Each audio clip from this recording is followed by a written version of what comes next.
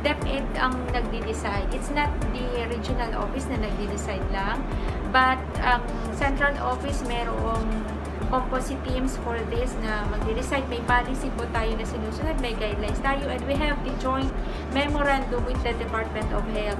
So, may mga attached agencies na nag-iiling na nagpikukonsulta para finally makapag-decide kita, the DOH and the DepEd, makapag-decide arin sa mga schools na ini ang good to go na mag-implement ng pilot limited face-to-face classes. Hindi na ito kagaya ng dati na full day nandun ng mga learners. So, may oras lang yan. Siguro maximum nga ni is 4 hours. And may number lang ng students or learners ang pwedeng lumaog sa sarong room. Halimbawa, for grade 3, ang allowed lang is 12 learners sa sarong school. Para iyan po ma-ensure natin na may social distancing and mamumonitor talaga kang mga teachers and mga learners every time na yaon sila sa mga classrooms. Mas probably dahil recommended, ibig sabihin prepared ang school. Sa Ayon DepEd, ang requirements for school na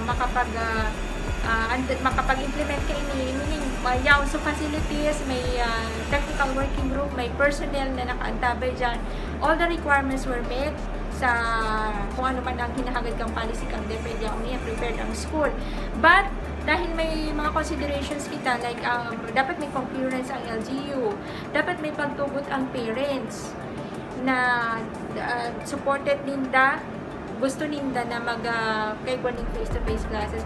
Without any of these three, di po yan mag-go. Halimbawa, sabihin natin na okay, nag-go na ang limited face-to-face, and bigla nagkaigwaning surge of cases sa lugar na ito. Any moment pwedeng ipa-hold or ipa-suspend kang LGU ang implementation kaya.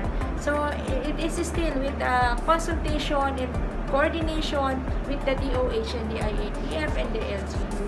Nandyan pa rin yan, yung blended learning natin, nandyan pa rin yan. May gagamit pa rin ng modules, may gagamit pa rin ng online kung kaya, no? Kung may capacity to use the online modality. And nandyan pa rin kung gugustuhin ng mga parents sa isang lugar na pinayagan na mag face-to-face, may face-to-face. Pero hindi na kagaya ng dati na yaong duman sa mga learners na nandun lahat sa school. So, limited time, limited number of learners, the learning modality is nandun pa rin. As the fact that Bicol Region may na-allowed na mga schools, may nag-qualify na mga schools na nahiling na safe and prepared, it means na preparado kita. And isa pang patunay na ang DepEd Bicol is true to its commitment and padagos ang paghinguha na makapag-adapt sa changes dahil yan din na yung virus, hindi yan mawawala. Makapag-adapt sa changes and ma-achieve pa rin yung mandate nito na makapag-providing education for our learners, for the children.